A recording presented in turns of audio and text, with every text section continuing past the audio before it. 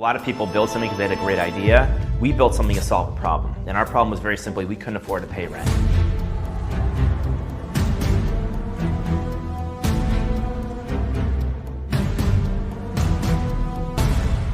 One of the best pieces of advice I'd received was we were starting Airbnb. This was January 2009. Do things that don't scale. And it's counterintuitive. And what that meant for us was we were able to go door to door, meeting every one of our users, trying to provide an amazing experience. And if we had only relegated ourselves to a bedroom or our office apartment, because that's the only thing that seems scalable, we would never created an amazing experience. And oftentimes the best methodology is to start with the perfect experience, just one person, get that right, and then figure out how to scale something great. We built this website, we've been spending a year on it, no one's using it, no one wanted to come to Airbnb and list their homes because there were no travelers. No travelers wanted to come to a website where there were no homes. Most people thought it was insane. And we had no way to get critical mass or network effects. So how do you get a network of critical mass in cities all over the world? We're in 34,000 cities. I think it matters more who you do it with than what you do. Honestly, was Airbnb really a good idea? Renting 3 air mattresses in our apartment to designers to sleep in our living room for $70 a night didn't seem like a good idea.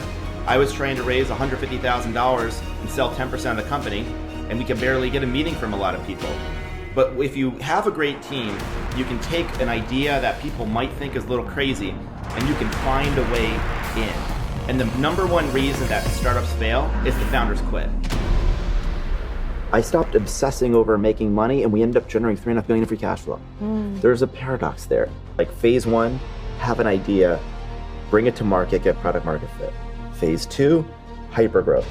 Phase 3, become a public company and generate profit and be a real company. Phase 4, reinvent yourself. Think of the growth of your company. You have to grow faster than that. And if you don't grow fast in your company, then your company is going to be pulling you, and then you're going to eventually be holding it back. And I think the way you make something that people want is you have to care about people. And you have to understand people. I like to tell people the best time to start a company is the moment you're ready. If your idea is really good and you can make it in a tough economy, you can definitely make it in a good economy. And I think the discipline of being in a really difficult environment will teach you something. I think there's this idea that I think is a bit of a myth that great leaders hire great people and empower them to do great work. And that sounds great, but they're missing something. And what they're missing is you got to be in the details of the people. It's not micromanaging, it's auditing and understanding what they're doing. Culture are the shared behaviors that you all have based on lessons you've learned together. And the lessons you remember most are during the moments of trials and tribulations, of things that forge you. But I do think that we need to have a reality check.